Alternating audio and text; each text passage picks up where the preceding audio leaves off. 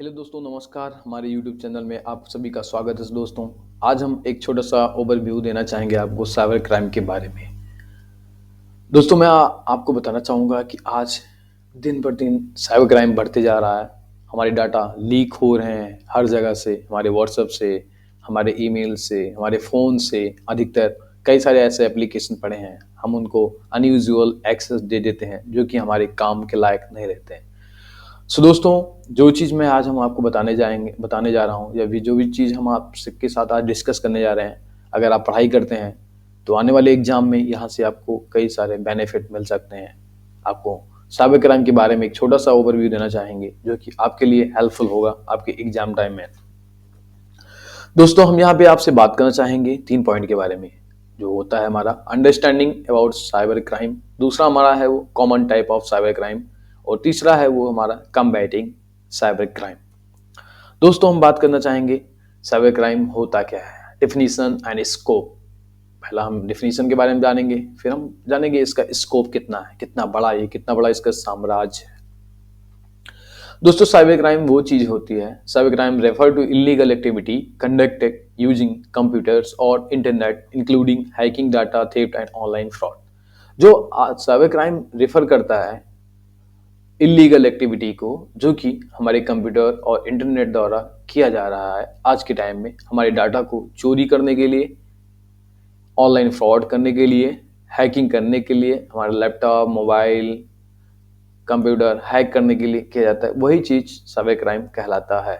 जो भी आज के टाइम में हमारे साथ इलीगल एक्टिविटी होती है, हमारे डाटा को चोरी करना, ऑनलाइन फ्रॉड करना, पैसे को धोखाधड़ी करना, जो भी चीजें हो रही हैं वही साइबर क्राइम के अंतर्गत आता है। दोस्तों, हम बात करेंगे टाइप ऑफ साइबर क्राइम क्या होता है। तो टाइप ऑफ साइबर क्राइम में आता है आपका fishing, identity theft, cyber bullying, ransomware and intellectual property theft. And इनके जो होते हैं अलग अलग चोरी करने वाले एजेंट, ये अलग अलग होते हैं। जैसे फिशिंग के अलग अलग एजेंट होते हैं जो हैकर होते हैं, आइडेंटिटी थीफ के अलग हैकर होते हैं, साइबर बुलिंग के अलग होते हैं। तो आसान भाषा में अगर हम समझेंगे तो यहाँ पे 4 या 5 तरह के टाइप दिए गए हैं। पहला हमारा होता है fishing, identity thief, cyber bullying, ransomware and intellectual property होता है। दोस्तों, तीसरा जो पॉइंट दिया गया है वो scale and impact of the cyber crime के बारे में बताया गया है कि इसका स्केल ही कितना बड़ा इम्पैक्ट पड़ता है सोसाइटी पे, इसके नकारात्मक सोसाइटी पे कितना पड़ता है साइबर क्राइम का। दोस्तों, मैं आपको बताना चाहूँगा जो साइबर क्राइम है इसके इफेक्ट जो पड़ते हैं वो बिजनेसेस से पड़ते हैं, गवर्नमेंट की ग्लोबल वेबसाइट भी पड़ती है, कॉस्टिंग फाइनेंशियल लॉसेस पे पड़ता है, बैंक पे पड़ता है, डाटा ब्रीच, डाटा का चोरी होना पड़ता है, और इलीगल इश्यूज पे भी पड़ता है। आसान भाषा में अगर समझेंगे दोस्तों, ये साइबर क्राइम अफेक्ट इंडिविजुअल, ये खुद पे भी पड़ता है, and businesses and also government globally causing financial loss. हमारे बिजनेसेस गवर्नमेंट बॉडीज पे पड़ता है जो कि, और बैंकों पे पड़ता है, उनके डाटा, उनके पैसों को फ्रॉड को लेकर के डाटा को लॉस करना, डाटा को लीक करना, और भी बहुत सारी चीजें पे इसका इम्पैक्ट पड़ता है। दूसरा जो पॉइंट है दोस्तों, हम बात करेंगे कि common type of cyber crime. Cyber crime के कॉमन टाइप कितने प्रकार के होते हैं, तो हम बात करेंगे हैकिंग एंड डाटा ब्रीच के बारे में। दोस्तों, इनके भी 3 पॉइंट दिए गए हैं जो कि आपके लिए हेल्पफुल होगा, आने वाले एग्जाम में आप लिख सकते हैं। Technique use in hacking, hacking करने के लिए ये कौन से टेक्निक यूज करते हैं, जो हमारे हैकर्स होते हैं ये कौन सी टेक्निक यूज करते हैं। दोस्तों, मैं आपको बताना चाहूंगा hackers use various technique such as the brute force attack, social engineering and exploitations of the software vulnerabilities to gain unauthorized access to the system। दोस्तों, मैं आपको बताना चाहूँगा कि हैकर्स अलग अलग टेक्निक को यूज करते हैं आपके डाटा को हैक करने के लिए। जैसे होता है ब्रूट फोर्स अटैक होता है, एक सोशल इंजीनियरिंग होता है, और exploitations of software vulnerabilities to gain unauthorized access to the system। System का अनऑथराइज तरीके से एक्सेस लेने के लिए ये आपके सिस्टम में फोर्स अटैक करते हैं, सोशल इंजीनियरिंग करते हैं, और भी बहुत सारी चीज़ों के थ्रू ये आपके सिस्टम को हैक करते हैं, फ़ोन को हैक करते हैं। दूसरा जो पॉइंट है दोस्तों वो कंसिक्वेंस ऑफ डाटा ब्रीच है। जो हमारे डाटा हैं वो कैसे लीक होते हैं।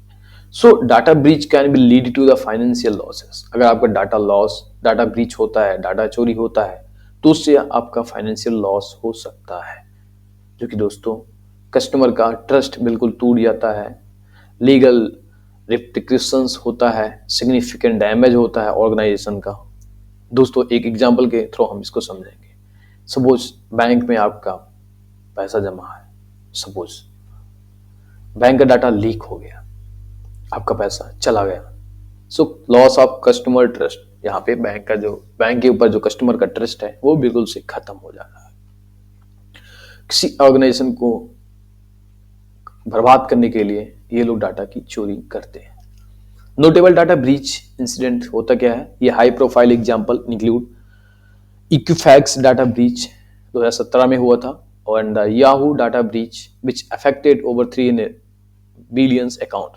दोस्तों नोटेबल डाटा ब्रीच जो बड़े बड़े हैकर्स होते हैं, उन चीज़ों के बारे में इन्होंने एग्जाम्पल के तौर पे बताया है कि 2017 में इक्विफैक्स डाटा ब्रीच हुआ था, और 2013 में याहू का डाटा लीक हुआ था। 3 बिलियंस अकाउंट इसमें पड़े हुए थे 2013 और 14 के बीच में, जो हैक हुआ था याहू के थ्रू याहू का पूरा डाटा लीक हो गया था। दोस्तों फिशिंग एंड आइडेंटिटी थेफ्ट में हम जानेंगे होता है क्या है। इसमें 4 पॉइंट दिए गए हैं। Fishing technique, impact on victim, preventive measure and cost studies. दोस्तों फिशिंग क्या होता है, फिशिंग टेक्निक होता क्या है? So common phishing technique involves sending fraudulent emails that appears to come on the trustworthy source to steal sensitive information like password, credit card numbers. So phishing technique में होता क्या है कि जो fraudulent रहते हैं, फ्रॉड करने वाले रहते हैं, वो आपके ईमेल के थ्रू आपके ट्रस्टवर्दी सोर्स को लीक करते हैं, जैसे पासवर्ड हो गया एंड क्रेडिट कार्ड नंबर हो गया। इसका भी इम्पैक्ट काफ़ी ज़्यादा पड़ता है सोसाइटी पे।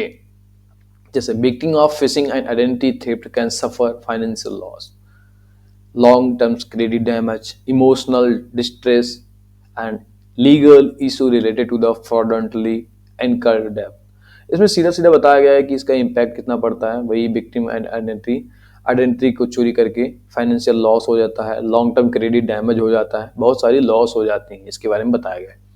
अब इसका उपाय बताया गया कि बचने के लिए कि हम लोग कैसे बच कैसे सकते हैं साइबर क्राइम से, जो फ्रॉड होता है इससे कैसे बचें। तो preventive measure include education, using anti fishing tool. Anti fishing tools जो प्रिवेंटिव मेजर है वो एजुकेटिंग यूजर्स लोग यूज करते हैं, जो कि इम्प्लीमेंट करते हैं 2 factor authentications and maintaining up to date security software. Preventing measures में होता क्या है दोस्तों, आपको 2FA, आजकल के फ़ोन में 2FA सेटिंग आ गया है, आप लोग 2FA ऑन कर दीजिए। यहाँ पे आपको जो भी कुछ करेंगे तो ये हर जगह आपका पासवर्ड मांगेगा। ये काफ़ी हद तक सिक्योर होता है, और आपको day by day up to date करना रहता है आपकी सिक्योरिटी को सॉफ्टवेयर के माध्यम से। एक केस स्टडी जानना चाहेंगे दोस्तों, अभी फिलहाल में 2009 और 2013 में हुआ है। यहाँ पे 2 बहुत बड़े हैकर्स ने डाटा को चोरी किया था, उनके नाम दिया गया है। So famous fishing and identity thief case include 2009 rockfish gang.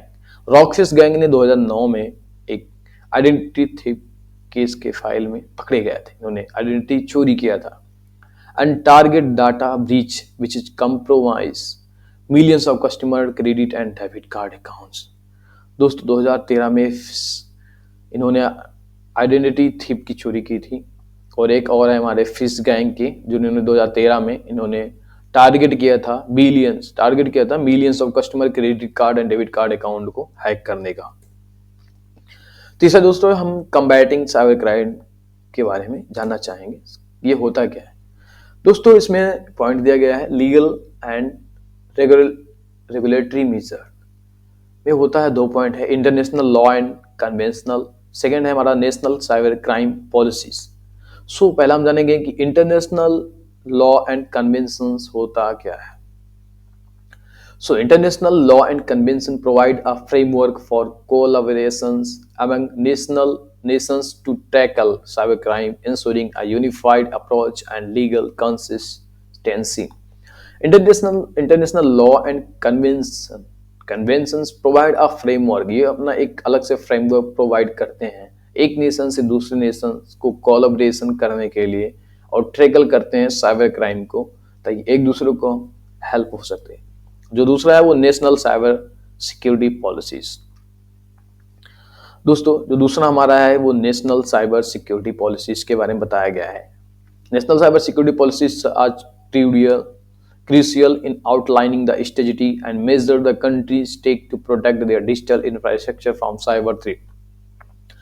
National cyber security policies में ये बताया गया दोस्तों कि इसमें national cyber security policies are crucial, यहाँ पे अच्छी से स्ट्रेटजी बनाते हैं अपने डाटा को चोरी करने के लिए, डिजिटल प्रोसेस के और डिजिटल इंफ्रास्ट्रक्चर को बचाने के लिए, ताकि जो हमारे साइबर थ्रेट हैं, चोरी करने वाले हैं, ये काफ़ी हद तक वहाँ तक नहीं पहुँच सके। दूसरा हमारा प्रिवेंशन एंड प्रोटेक्शन, बचाव एंड उपाय। हम किस तरह से बचाव करेंगे? Cyber security best practices, cyber security best practice like cyber security is a best practice involve implemented about software updating system regularly and using a strong authentication method to secure data and network. Cyber security best practice में ये बताया गया है कि आप अपने data को implementation करते रहिए, सॉफ्टवेयर को इम्प्लीमेंटेशन करते रहिए, सिस्टम को अपडेट करते रहिए रेगुलर वे में, 2FA ऑथेंटिकेशन आप ऑन करके रखिए ताकि आपका जो डाटा है वो सिक्योर रहे अलग अलग नेटवर्क पे। रोल ऑफ कॉर्पोरेशन में होता क्या दोस्तों? Corporation play a significant role in preventing cyber crime. Corporation जो है ये अच्छा खासा रोल प्ले करता है हमारे डाटा को प्रिवेंट करने में।